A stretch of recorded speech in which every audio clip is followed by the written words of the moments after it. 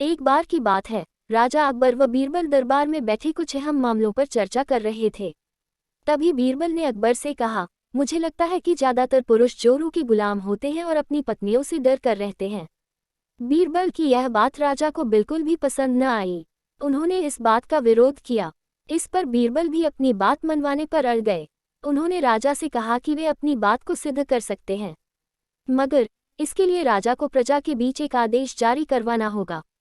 वह आदेश ये था कि जिस पुरुष के अपनी पत्नी से डरने की बात सामने आएगी, उसे दरबार में एक मुर्गी जमा करानी होगी।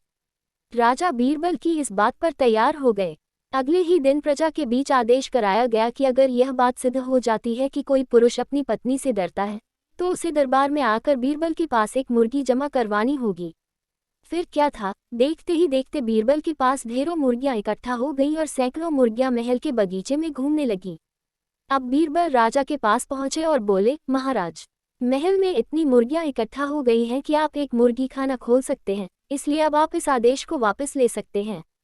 मगर महाराज ने इस बात को गंभीरता से नहीं लिया और महल में मुर्गियों की संख्या धीरे धीरे और भी ज्यादा बढ़ने लगी।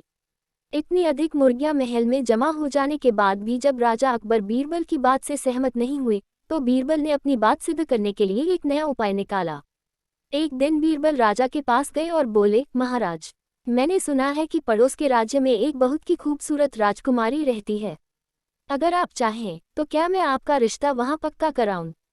ये सुनते ही राजा चौंक उठे और बोले, बीरबल, तुम ये कैसी बातें कर रहे हो? महल में पहले से ही 2 महारानियां मौजूद हैं। अगर उन्हें इस बात की भनक भी लगी तो मेरी खैर नहीं होगी। ये सुनकर बीरबल ने तपाक से जवाब दिया, चलिए महाराज, फिर तो आप भी मेरे पास 2 मुर्गियां जमा करा ही दीजिए। राजा बीरबल का ऐसा जवाब सुनकर शर्मा गए और उन्होंने अपना आदेश उसी वक्त वापस ले लिया। कहानी से सीख। अकबर बीरबल की इस कहानी से हमें ये शिक्षा मिलती है कि बातों की चतुराई से हम किसी भी बात को मनवा सकते हैं। जरूरत है तो बस बीरबल की तरह चतुराई से अपना पक्ष रखने की।